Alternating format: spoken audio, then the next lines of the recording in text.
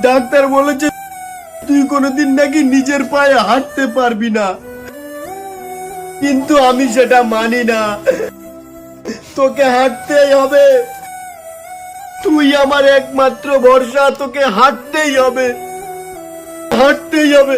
এটা তোর বাবার দিব্যি।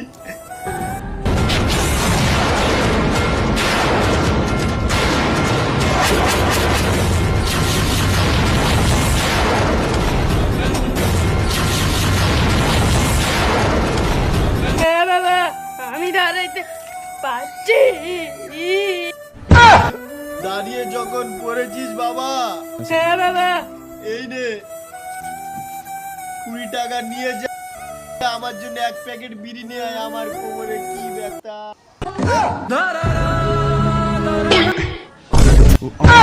কি